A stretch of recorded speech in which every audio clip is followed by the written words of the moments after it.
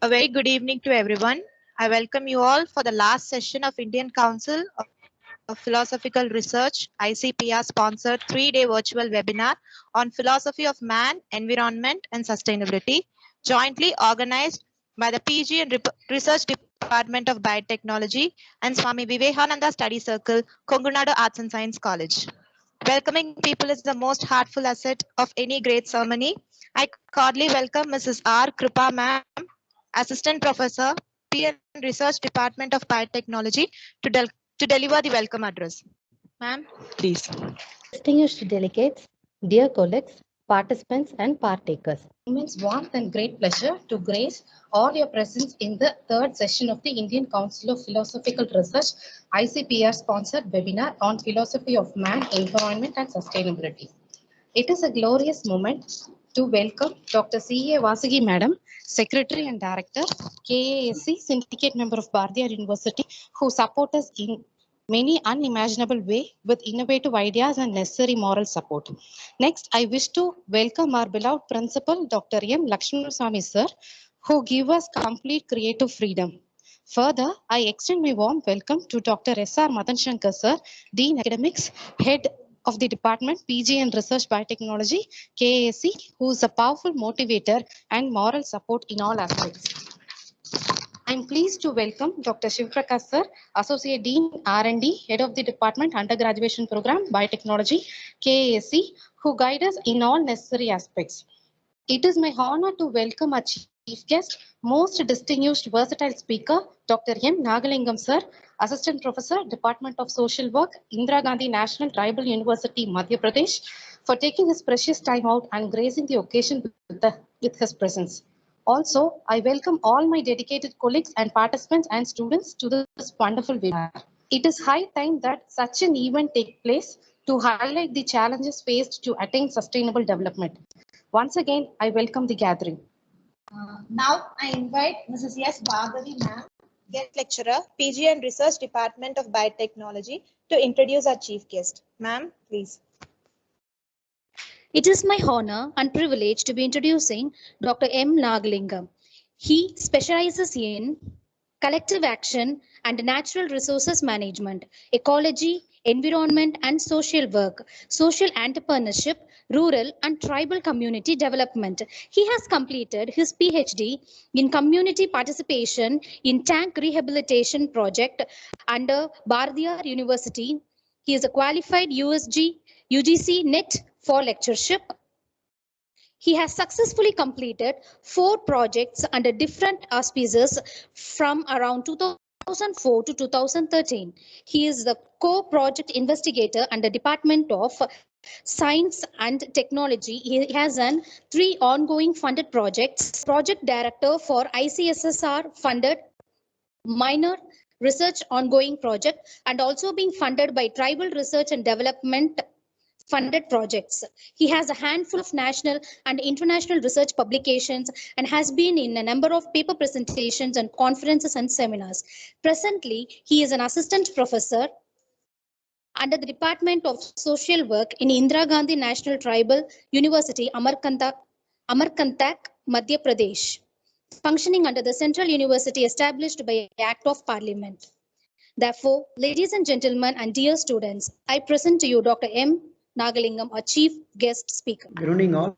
So I am very happy to join you in this wonderful program, and I am going to discuss about the local challenges to sustainable development, which is need of the hour.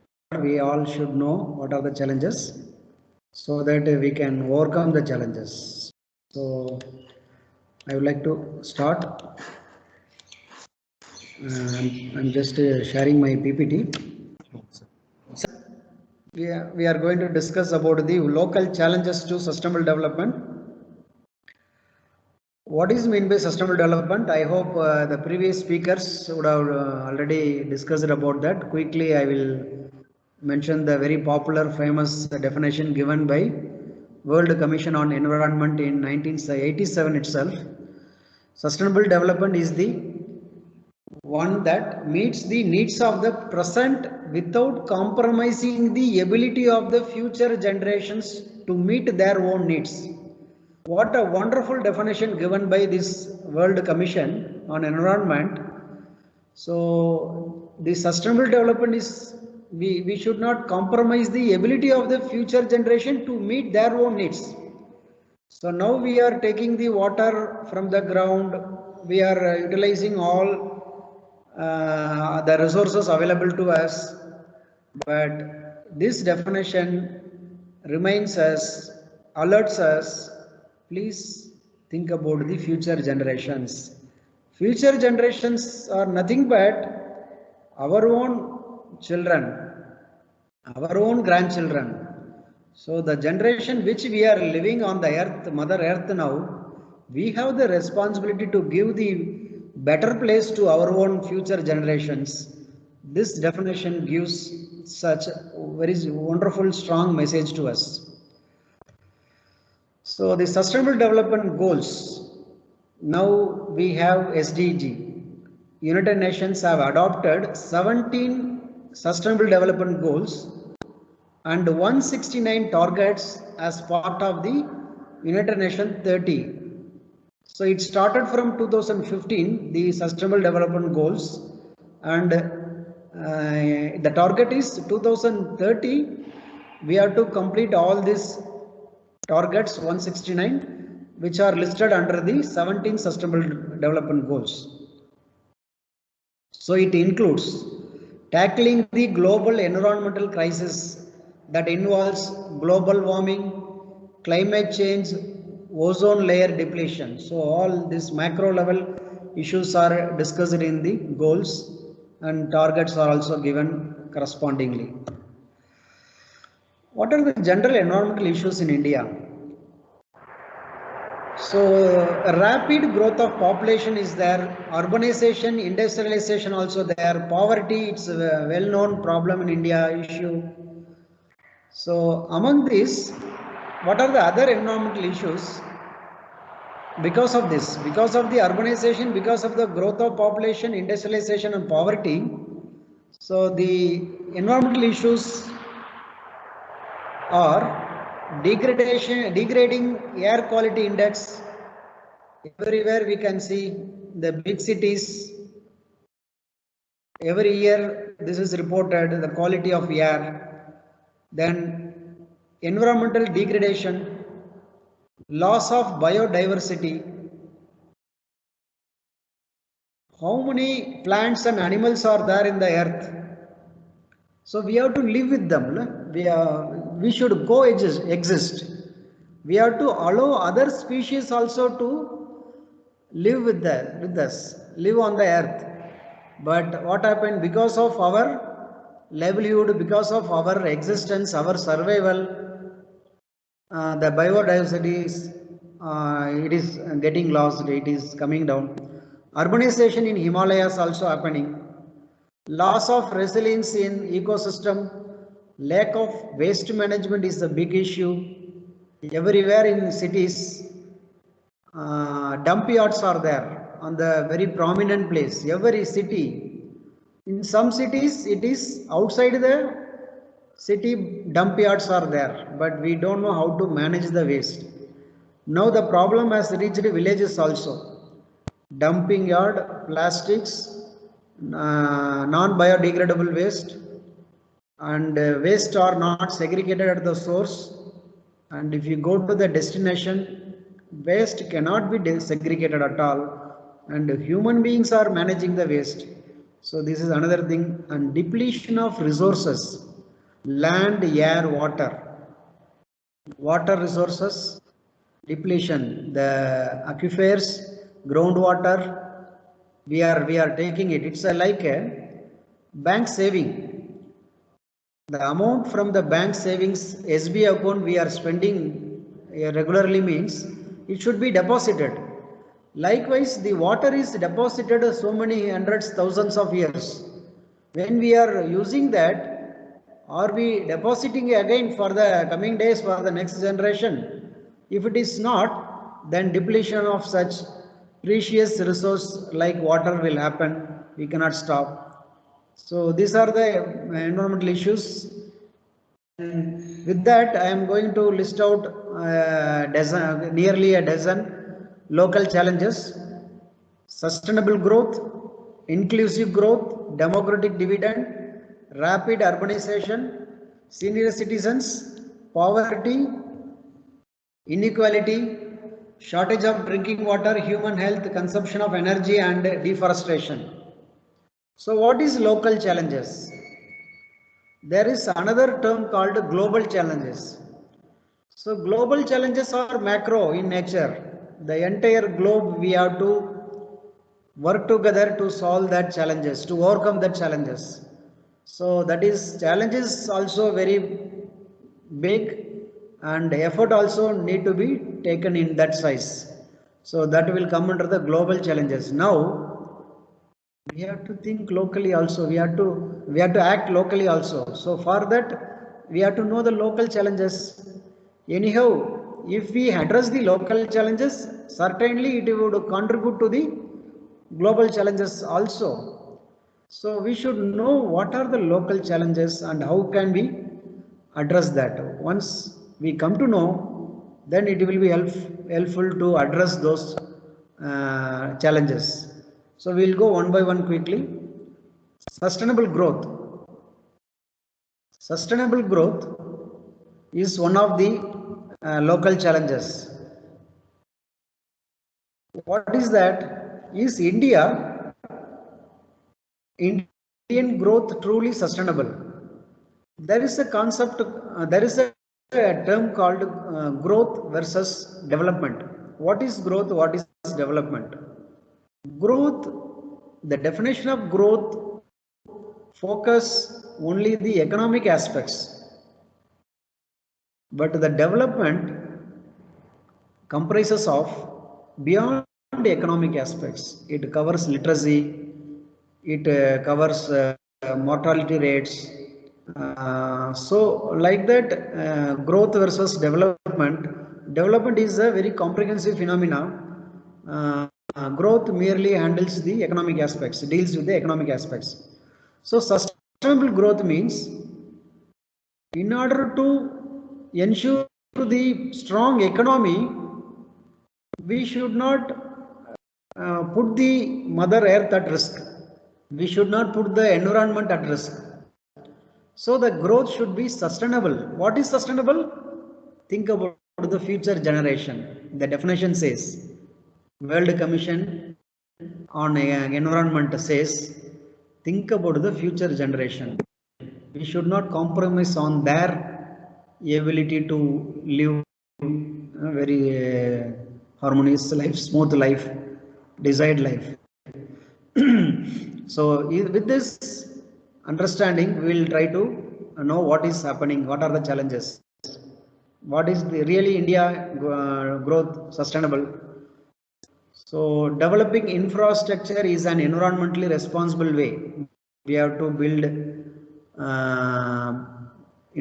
bridges, we have to lay down roads, other infrastructure we should develop, but this is needed for economy. Roads are needed, roads are connected with the economy. It may be 4 lane, it may be 8 lane, 16 lane. Roads are needed. India was struggling for long without good roads. But in the last 20 years, now roads are coming up. Roads are coming up from Kashmir to Kanyakumari, and roads are coming up at the Gram Sadak Yojana. Villages also having good roads.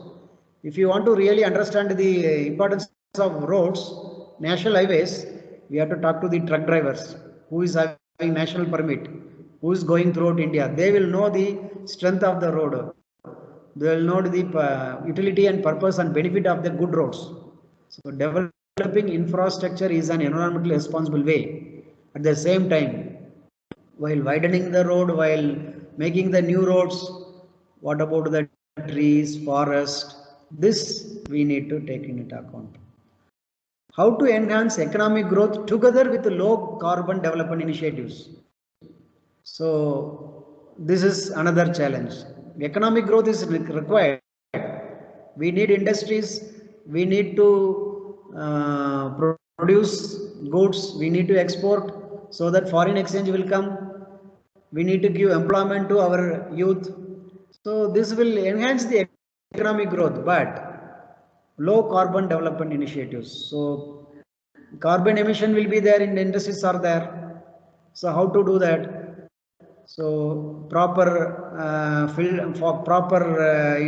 mechanism should be there to reduce the carbon emission. Then compensatory increase the green cover, make more trees, improve the forest. What happened in India as per the forest policy, national forest policy aims to make 33% of the total area should be having green cover.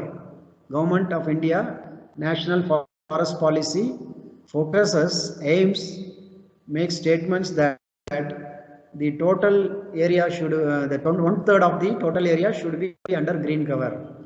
But still we could not achieve that, only less than 25% only it is there.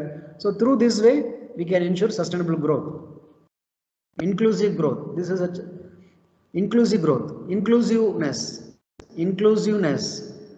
Everyone should grow.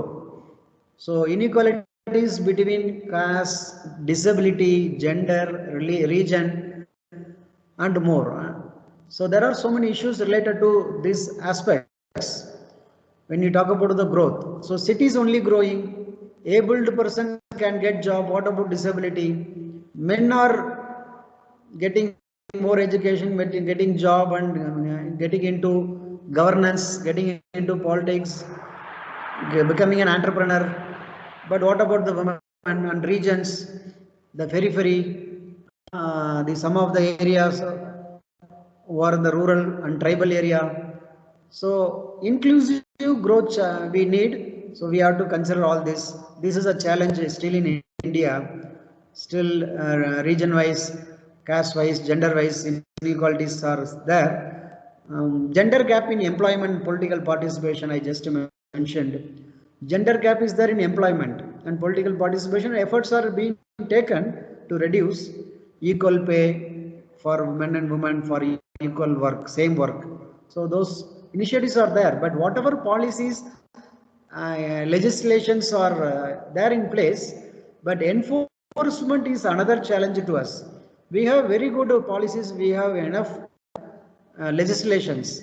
Enforcement, we need to put attention, give attention. Gender gap in health also. Who is taking care of the health of the woman at home? Then gender gap of safety of the girls and women. We know some of the issues are national level, state level. So still safety of the women and girls. Mahatma Gandhi told about real freedom for women, how he described. But still after independence, still we are struggling. Nowadays cities are giving more protection like apps for the women's safety, mobile app, and this camera, putting all the cities. So like that with the private public partnership, like the initiative was there, but still this is one of the challenge we have to understand, we have to acknowledge first. We need not to hide anything, we have to acknowledge, then only we can work on that. So India needs to do more to ensure inclusive growth, particularly by improving social protection policies for all caste related, gender related, then senior citizens. So all social protections, economically lower group. So all policies are required. And already some of the initiatives are there. We'll discuss in the last part of this. What are the initiatives already taken? Demographic dividend. Do you know, once population was seen as a problem in social science, now it has become a dividend. We have a more young population. More than 200 million Indians are between in the age of 15 to 24. India is very youth, though it is very ancient, but India, because of the population, because of the age, India, more youngsters are contributing. So India is very young.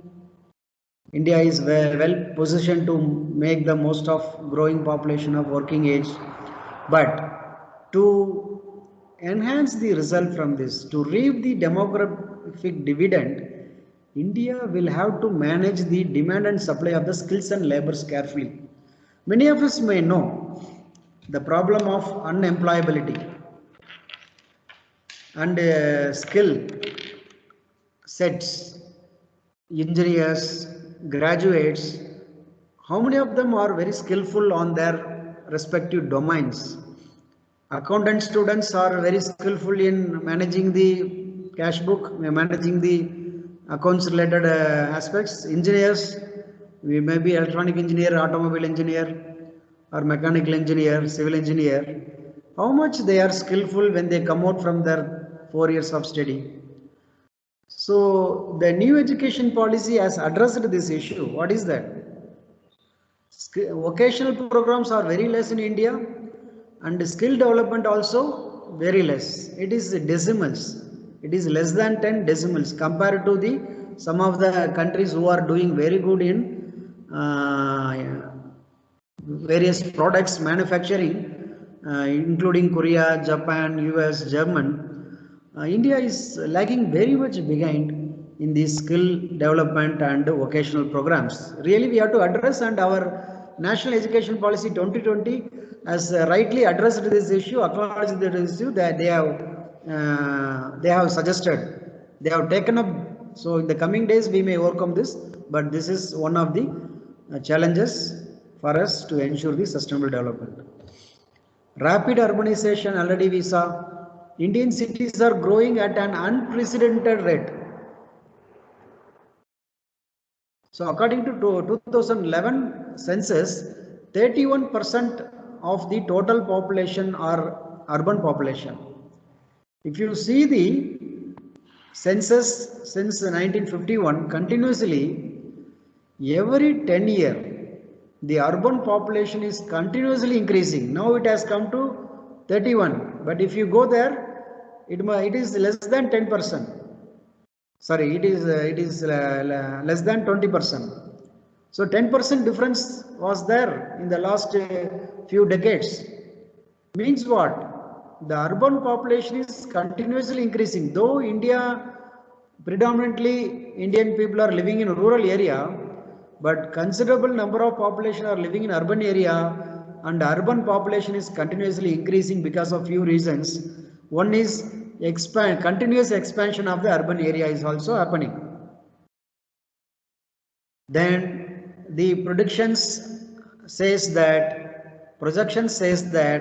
in 2020, another 10 years, less than 10 years, the urban population may increase up to 590 million. This rapid urbanization is also expected to drive economic growth. So urban is supporting to economic growth, but at the same time, is it sustainable? So that we have to again question. So urban population contribute to economic growth, more economic activity, entrepreneurs are more coming, and employment. So definitely it contributes to economic growth. But another aspect is the infrastructure, whether our urban cities are ready to accommodate all the people who are migrating from rural area. So this is a real challenge. Urban population is increasing, but cities are not prepared themselves to receive them, to accommodate them properly, to give a decent housing, including managing the waste and drinking water. All are issues. Toilet facilities. So all are traffic jam is also there. So rapid urbanization is great challenge. Now the smart cities are trying to address these existing issues. We are very hopeful that in the coming years, the coming decade, our cities may be well built to manage this increasing this urbanization. Senior citizens, because of the life expectancy, senior citizens are population is increasing. The life expectancy increased less than 50 to 68.7 years. So over the period, due to medical facility and other aspects, it has come down. But So because of that, the burden of inadequate healthcare, welfare services and families. So more senior citizens need to care, and there may be other health issues also will be coming when senior persons are living for long. So we need to manage, we need to improve the healthcare system, addressing their issues. Then maintenance and welfare will also come. Due to urbanization, people are moving. Joint family system has changed to nuclear family. Every village, every city, senior citizens are living alone. Their wards are not with them. They are in either other, they are in the city or they are in the other state or they are in the other country. So there is an act also, maintenance and welfare of the senior citizens and parents act also come. So these issues need to be addressed. How to manage the senior citizens by their own wards. If the wards are not doing their duty, the enactment need to be enforced in such places.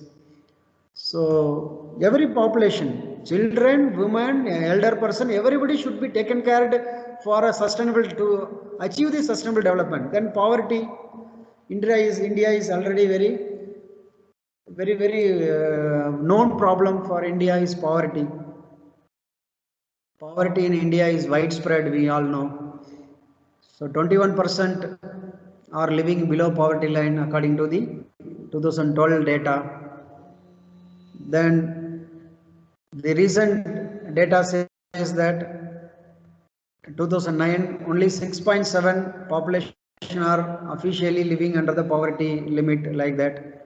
So poverty is a issue need to be addressed, and because of poverty, definitely it disturbs the it affects the sustainable development in a negative way, because deforestations are happening connected because of the poverty. People take away the resources from the forest for their survival because of the poverty. So poverty is a very important factor, challenge for the sustainable development. So this need to be addressed, and continuously so many programs, welfare measures are implemented, including Manrega project, 100 days employment. So like that, there are so many efforts are taken by the governments, both central and state. So we need to make a time bound efforts to remove the poverty once for all from India. But for so many decades we are talking, we are taking some efforts, but still we have to continue our work to remove the poverty from India. Inequality, already we discussed a little bit. Inequality in terms of income, gender, undernourishment. So the sustainable development goal, the inequality is the center stage in the framework. So inequality reduction does not occur by announcement. Mere announcement will not help. We have to work. For example, inequality with respect to gender and caste, mere announcement, mere legislation enactment will not help. The changes should come within the individuals.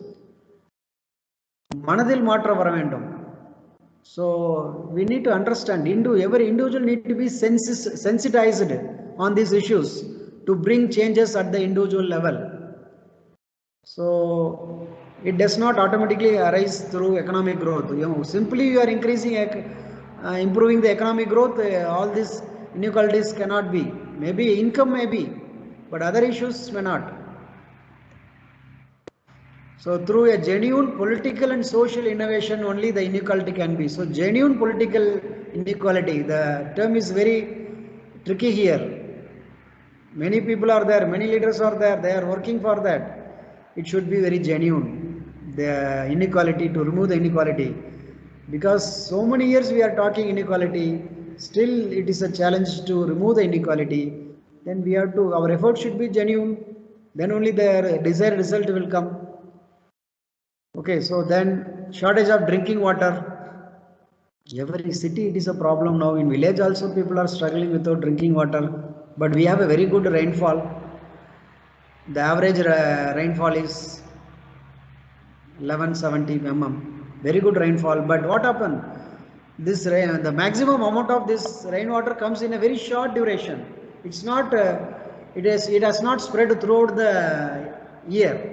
In a very short span, it is given.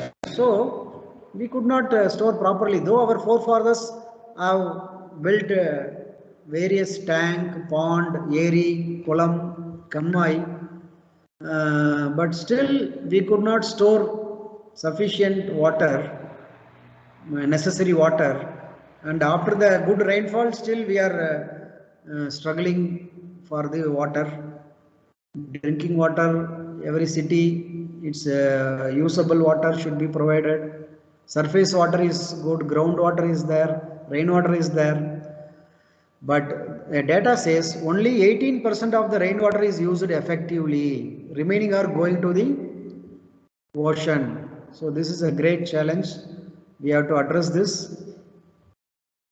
So India is bound to face severe scarcity of water because of the current situation. In spite of the good rainfall, we could not store maximum water.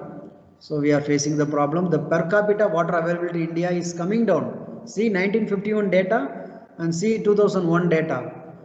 50% less, more than 50% has come down per capita. Per capita water availability means per person, per head. Per head, what is the availability of water per year? So this is the thing. Then human health. Human health is also obstacle in sustainable development. If health is affected, they cannot have a quality life. They cannot ensure their livelihood. So health, economy, sustainable development, everything's. So Rio Declaration has emphasized the good health, and this Agenda 21 emphasis in the chapter 6, the Rio Declaration, fundamental commitment within sustainable development to protecting and promoting human health. So human health is also one of the important aspect to ensure the sustainable development. This is also local challenge. So every individual should take care of the health, and the state also should ensure the good health for the people, so that it would address at the local level, and we will contribute our part in the national level. So malaria is prevalent to India. 3 million cases are still reported every year according to WHO. And consumption of energy. Today energy consumption for each country measured in tons of oil equivalent to per head. So population growth, automobile industry, even the lockdown, the automobile industry is very active. So what happened? Energy consumption is increasing. Then renewable energy, we have to focus. Solar energy need to be focused. How much we can depend on the oil. Definitely the carbon emissions are more there. So consumption of energy is also another challenge. How are you going to address? How are you going to overcome this challenge? Then finally, deforestation. Deforestation in India, I already told about the green cover. Forest cover is less than our goal. So we have to perform very well. Deforestation is happening very fast due to various reasons. So we have to address this issue. Deforestation is also one of the local challenge to the sustainable development.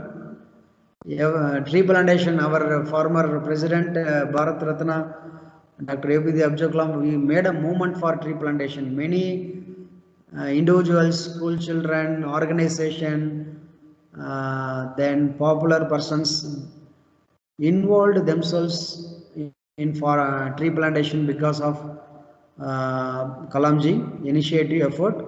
Like that, it should be a movement. For tree plantation, we have to increase our green cover. We have to make this forest increase. We have to increase the forest area. Padma awardees also, some of the awardees were there who planted more number of trees. So the government also started recognizing that silent achievers also. That is a good sign. So all together we have to work for overcoming this local challenge of deforestation. Then few government initiatives quickly before winding. I would like to touch only problem we are discussing. We have to get some energy strength also, something happening positively, so that we will get more energy, we will work more. So quickly I will touch up what are the progress, what are the efforts and initiatives from the current initiatives. So Swachh Bharat Mission for waste management, Green Skill Development Program, Green Skill Development, it is focused there. Then Namami Ganga program, improving the water quality. Afforestation Fund Act is there. National Mission for Green India, National River Conservation Program, then conservation of natural resources and ecosystem. So these are the some of the efforts by Indian government to safeguard the nature. So measures taken by government to implement sustainable development. Niti Aayog, which is reframed from the previous body. So they are taking effort for the sustainable effort. They are working hard. Then states are advised to undertake mapping, including visioning, planning, budgeting, and developing implementation monitoring systems. In addition to that, the Ministry of State Statistics and Program Implementation, they are also working for the Sustainable Development Goals, making developing key indicators to monitor the implementation of Sustainable Development Goal (SDG), Sustainable Development Goals. Every country they have a responsibility to monitor the key indicators. So, Government of India through the Ministry of Statistics and Program Implementation, they are doing it. And in 2015, Indian government has launched several flagship programs that are at the hearts of Sustainable Development Goals. All these programs, Swachh Bharat Mission, Skill India, Make in India, Digital India, all are focusing towards the Sustainable Development Goals, SDGs. So with this, I stop here. I conclude my presentation, but I open for discussions, interaction. Any questions? Sir, I am Vasant, sir, from Biotechnology, first year UG. Okay. And while you're please. talking about senior citizens, you mentioned in that PPT, more elder women are more affected. I couldn't understand that, sir. Why the elder men's also affected more without homes and welfares also? Yes, yes. So the elder women are comparatively more in percentage, and they have to be a single woman, and they have to live with the support of their spouse, their partner, or their wards. If both of them are not there, not available, and vulnerability is increasing. And vulnerable population, women and children are listed under the vulnerable population, and elderly women becomes more vulnerable because of these reasons. Am I answered your question? Yes, sir. Thank you, sir. Okay. Thank you so much. Okay, I appreciate you. Your name? Vasant. One second, your name, please. Which year you belong to? First year, sir. Vasant. Name is Vasant. Very good, wonderful. From first year, you are come forward. You are coming forward, and you are asking questions in such a forum. Means I really appreciate you. Really, Thank you have you. a leadership skill. You can take lead in your life. Very good. All the best. Keep it up. Thank you, sir. Thank you so much. Sir, good evening. Sir, I'm Dr. B. Vishnupriya, sir. Please. Sir, I have one question. Sir, there is no regular monitoring system for the deforestation. For example, if the road expansion, or if the government has deforesting the land for road expansion for everything, there is no regular monitoring for the deforestation activity. There is no replantation taking place. So why there is no regular monitoring system in among our state or countries, sir? They are only cutting the trees for their people very quickly, but there is no regular monitoring system. Whether they replant the trees in somewhere, there is no monitoring system. How can we remanage this thing, sir? Yes, yes, very interesting question. The trees should not be cut. That should be the first norm. If it is cut or if it has to be removed, it can be the similar amount of the corresponding ratio of tree should be planted newly in some other location, or the same tree need to be retransplanted. It has to be relocated. So these are the steps. In India itself, these are all happening because of our policies are there. It is happening in Gujarat itself during the natural calamity earthquake, when the present Prime Minister was serving as a Chief Minister.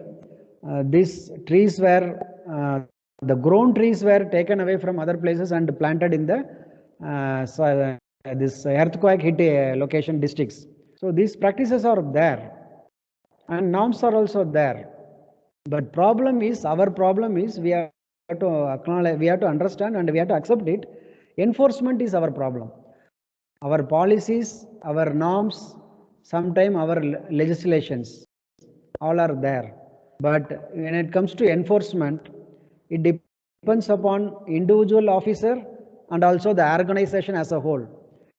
Every time we cannot blame the big organization like a government, either state or central. Every officer should be responsible. Who is the implementing officer? So this should be changed either by individual changes. Tani manidar maatrame samudaya maatram. So every individual becomes responsible, and when he goes to that position, it will be changed. Otherwise, the vigil society should start asking to the responsible officer through RTI or through other representation. We have to ask, as per the norm, it should be done. Why it is not done? Because one department may be very particular in road expanding. One person may be given interest at that work. So he is doing his work. But what is the corresponding effect on that? So the person who is in charge for that is not doing. We have to ask as a citizen, as a responsible person, we have to ask that. Then only the changes may come. Thank you. Thank you, sir. But the person that should be in the powerful place, right, sir? As a normal people can't do anything, sir, because the words. No. The person who is not doing, he may not also be a powerful person. He may be a very simple officer. He may be a lower level officer, middle level officer, a top officer. But he may not have a sensitivity, he may not have a concern, he may not have a environmental awareness. So he may be doing wrong, he may be doing what he is not doing his work, his duty. But who can ask question? Any citizen, any individual can ask question through RTI, through representation. Powerful person needs for doing big level, macro level. But ordinary person can do in a simple, humble way. Write letters to editor column, writing article in the newspaper, submitting letter to district collector or the concerned officer, the authority, the head of that organization or RTI. Like that, this can be done. Simple way, every person can be done. I have a social work professor in Madhya Pradesh, and in social work, RTI, Right to Information, RTI Act is one of the subject. That professor is teaching all the students should submit one RTI as part of your assignment. So students are trained. RTI is nothing. It's a very simple application, writing with one stamp paper, like that's all. So very simple work. It's not very expensive. Very simple, humble work. So if you start doing like that, it will be possible. So we have to think about our rights also. So we have to utilize the rights, then we can bring changes. Am I answered Sure, your? sir. Yes, sir. Thank you so much. Sure, sir. So, as we are speaking about sustainable development, how can we impose this, the benefits of this sustainable development? What are the effects of this sustainable sustainable development to the illiterate and the people who can't understand these topics? How can we make them do these activities in daily life? I may tell from my experience and my understanding, who is making more mistakes, literate or illiterate, educated or uneducated? The people who are involved in. Hello? So if you go to the rural area, if you see the less educated people or illiterate people, they are not damaging the Mother Earth so much. They are living very simple, humble life. So they are not making more damage. Though now we have to focus on the educated elite who are very popular with mobile phone, plastic, then water related issues. So the educated elite need to be sensitized more on that, because people who are living in city, people who are educated, people who have very good resource to manage all this, so they are damaging more. So we have to first address this population, which is very easy. Through digital also we can do. But already the rural population, the less educated, are not damaging more. But still, if we communicate to them in their language, in their local language, they are ready to listen, they are ready to accept. They are more participatory than the urban people. Who is going to polling station during election day and who is casting their vote? The rural people are, we are very good at WhatsApp, Facebook, and we are analyzing, watching all the TV, but finally we are not participating in the democracy, the basic fundamental democratic process. So rural mass are already doing their part. If still we feel that they have to improve, if we take little effort, that is enough. They will bring changes, they will improve their participation, they will improve their contribution. So I am a rural and community development specialization teacher. So I have spent much time in rural area. So I don't find such problems, such challenge in rural area. They are very responsive, they are very sensitive.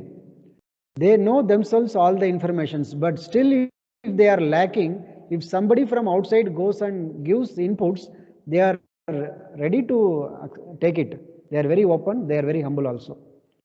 I think I answered your question. Yes, sir. Yes, sir. Rightly Thank you, said. sir. Okay. Most of the Thank you, problems are not because of the rural masses. It is because of the educated people like us. Several environmental issues are not because of that. See, I will tell you one simple thing. It is only people who have money, has the money to go and buy purchase a bottle of water at all times, whether it is Aquafina or Pepsi or whatever. It's only we have that capacity to buy that bottle and walk around. A farmer or a people who is living in a village does not do that. So little things that we take it as luxury or take it as something which we call as which we feel that it is showing us some better thing, we are actually damaging the ecosystem. So this is my suggestion. Thank you for enlightening us with your wonderful presentation. Now I request Dr. S.R. Madan Shankar sir, Dean Academics and Head PG Department of Biotechnology, to propose the vote of thanks. Sir, please. Thank you. Good evening to all of you.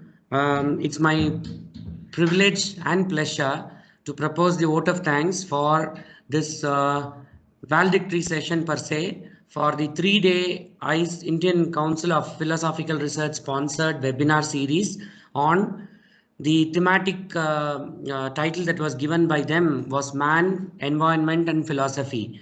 So at the outset, I accord my humble sense of gratitude to our president, Dr. M. Aruchami sir, who has given us lot of avenues and lot of opportunities for all of us to grow in the institution. We record our sincere thanks to him because this Department of Biotechnology was his brainchild and he brought the department and he has seen the department blossom over the past 24 years. Next year, I'm proud to say that the department is celebrating its 25th year of inception, and we would like to have more programs with blessings from him.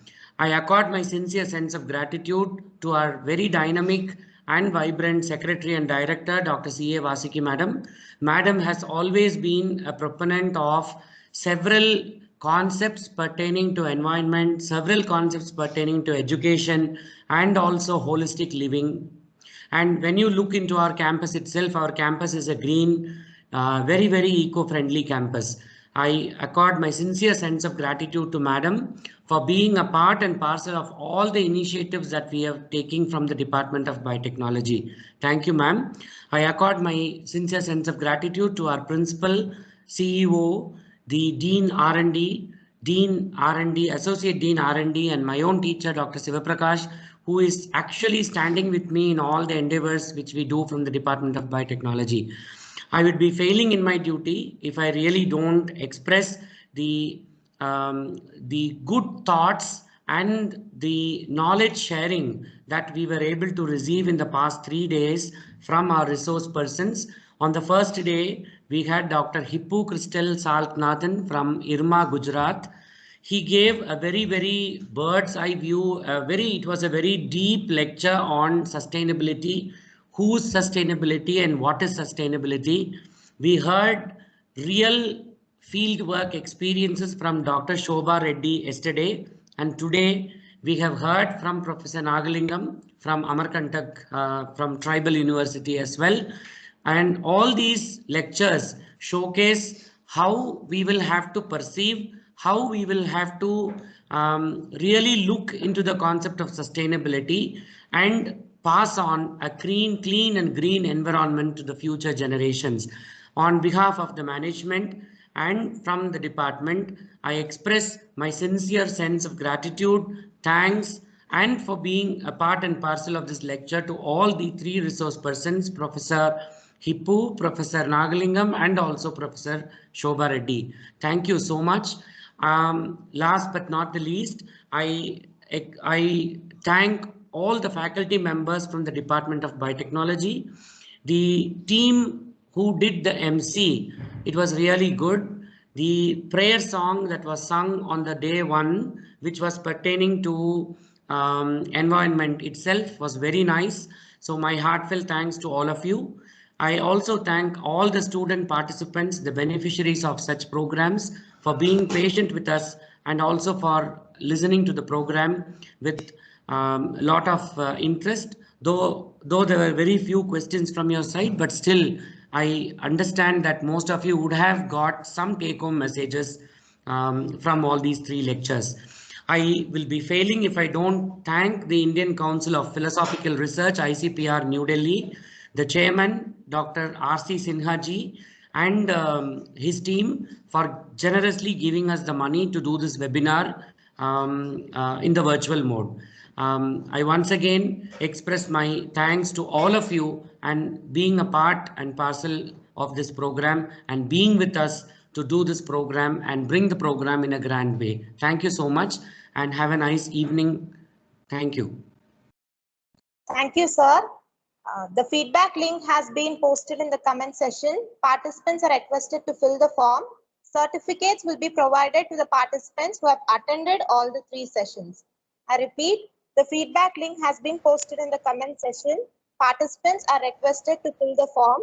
Certificates will be provided to the participants who have attended all the 3 sessions. Thank you. Thank you, Master. Thank you, sir. Sir, thank you so much. Thank you.